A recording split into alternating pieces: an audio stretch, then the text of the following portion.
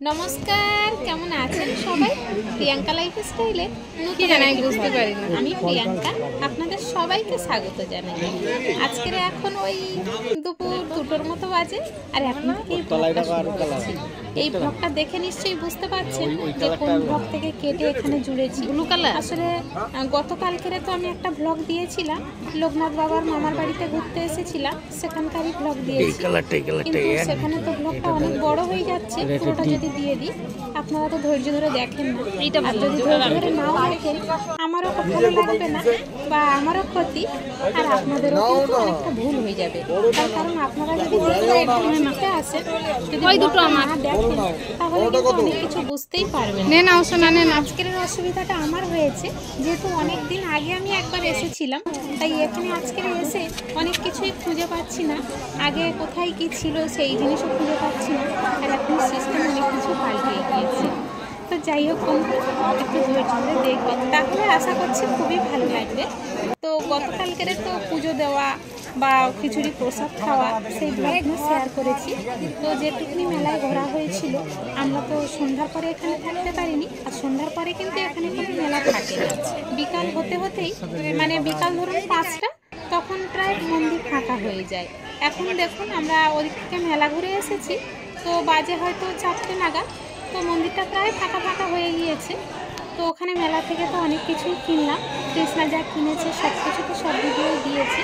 তবু ওই আমার বোনের একটা গোপাল আছে, তার জন্য একটা আসন, কৃষ্ণা কয়েকটা খেলনা বলতে ওকে তেমন কিছু খেলনা কিনে দেওয়া হয়নি, কালার কিনে দেওয়া হয়েছিল যাতে ও বাড়িতে বসে আঁকতে পারে আর কালার করতে পারে। তারপরে আমি মন্দিরটাকে আর একটা সাইড ঘোরাতে নিয়ে চলে এলাম আপনাদেরকে। একটা সাইড তো দেখিয়েছি, যেদিকে ভিআইপি লাইনে দাঁড়িয়ে পূজা দেওয়া হয়, ওটা একটা সাইড, এটা আর অন্য একটা সাইড। মন্দিরের গায়ে ভোলে বাবার বিভিন্ন ধরনের মূর্তি, ভোলে বাবা কেমনভাবে নৃত্য করে সেই নৃত্যের মূর্তিগুলো এখানে তুলে ধরেছে। আর মন্দিরে প্রথমে ঢুকতেই লোকনাথ বাবার মূর্তি তো দেখিয়েছি, তো পাশ দিয়ে এইদিকে চলে এসেছি।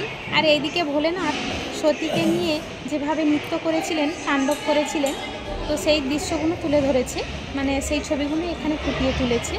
বিভিন্ন জায়গায় বিভিন্নভাবে নিয়ে যেমন তাণ্ডব শুরু করেছিলেন, সেইভাবে সব কিছু ফুটিয়ে তুলেছে এখানে।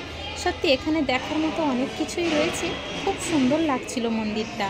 তো ভাবলাম আমি যখন এসেছি আর এত সুন্দর সুন্দর মূর্তি, আমি কিভাবে আপনাদের সঙ্গে শেয়ার না করে থাকতে পারি। এসবগুলো দেখলে কিন্তু ভীষণ ভালো লাগে, যেহেতু দেবদেবীর বিভিন্ন ধরনের মূর্তি যেখানে যেমনভাবে নৃত্য করেছে, যেখানে যেমনভাবে তাণ্ডব করেছে, সব কিছু কিন্তু এই মন্দিরের উপরে ফুটিয়ে তুলেছে। তো খুব সুন্দর লাগলো মন্দিরটা। তো একদিনে কিন্তু ঘুরে শেষ করতে পারিনি, সব কিছু ঠিকমতো করে ঘোরা হয়নি, দেখা হয়নি। তাও আরও একবার যাওয়ার ইচ্ছা আছে, যাব নিশ্চয়ই, খুব শীঘ্রই যাব। তো এবারে গেলে তো আপনাদের সঙ্গে আবারও শেয়ার করব।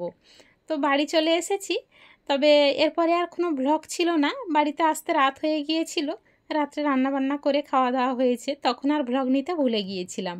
তার পরের দিন সকালে যা কাজকর্ম ছিল সেগুলো দিয়েই কিন্তু ব্লগটা একটু বাড়িয়ে দিচ্ছি, কারণ 5 মিনিট তো হচ্ছে না ব্লগটা, সেই জন্য পরের দিনের কাজকর্ম দিয়ে দিলাম এর সাথে যোগ করে। তো কিছু কাঁচা বাকি ছিল, যেহেতু আমরা ঘুরতে চলে গিয়েছিলাম, আর সেই দিনের কাঁচা তো সব পড়েছিল, তাই সকালে উঠে রান্না করার পরে একটু গরম জল করে নিয়েছিলাম। আর শীতকাল মানেই গরম জল না হলে কিন্তু জামা কাপড় সেইভাবে পরিষ্কার করা যায় না। আর শীতকালের জামা কাপড় বলতে ওই যে তেলচিট ভাব থাকে, বিভিন্ন ধরনের ক্রিম, জেল এইসব ব্যবহার করা হয়, আর সেইগুলো তো জামা কাপড়ে লেগেই যাবে, তাই না? আর এগুলো যদি একটু গরম জলে না ধুয়ে নিই তাহলে কিন্তু একদমই পরিষ্কার ভাব আসে না। সেই জন্য আমি উষ্ণ গরম জলেই বেশি শীতকালে জামা কাপড় কাচাকুচি করি, তবে খুব গরম জল দিই না, হালকা হালকা উষ্ণ গরম জল দিই। যখন গামছা বা বালিশের কভার টভার দেওয়া হয় তখন একটু বেশি গরম জল ব্যবহার করা হয়। আর আপনাদের সাথে গল্পে গল্পে কিন্তু আমার সব জামা কাপড়গুলো প্রায় কাচা শেষ হয়ে গিয়েছে। এবারে আমাদের কুয়ো থেকে জল তুলে ভালো করে ধুয়ে নিচ্ছি। আসলে একটু পুকুর হলে কাচাকুচির সুবিধাটা ভীষণ ভালো হয়, কেচে পরে ধোয়া যায়। আর পাতকুয়ো মানে জল তুলতে হয়, কাচতে হয়, ধুইতে হয়, একা হাতে হলে একটু টাইম লেগে যায়। কিন্তু আমরা যত তাড়াতাড়ি ভিডিওর মধ্যে দেখি তত তাড়াতাড়ি কিন্তু কাজ করা যায় না। আমরা যতটুকানি ভিডিও দেখি সেটা 5 মিনিট হতে পারে, 10 মিনিট, 15 মিনিট, 20 মিনিট, সেটা একটা সিনেমার মতো হয়ে যায়, তাই না বন্ধুরা? কিন্তু সকাল থেকে উঠে সন্ধ্যা পর্যন্ত কাজ করতে যে কত সময় লেগে যায় সে আমরা প্রত্যেকটা সংসারী মানুষ জানি। তো বন্ধুরা চলুন আজকের ব্লগটা আর বেশি বাড়াচ্ছি না, এই পর্যন্তই রাখছি। তৃষ্ণার স্নানের জল তুলতে তুলতেই এখানে ব্লগটা শেষ করে দিচ্ছি। দেখা হচ্ছে খুব শীঘ্রই নতুন আরেকটি ব্লগের সাথে। ততক্ষণ পর্যন্ত সবাই ভালো থাকবেন, সুস্থ থাকবেন, সাবধানে থাকবেন। আর ব্লগটি কেমন হলো অবশ্যই একটা কমেন্টে জানাবেন, আর ভালো লাগলে একটা লাইক করে দেবেন। সবাই ভালো থাকবেন, সুস্থ থাকবেন, সাবধানে থাকবেন।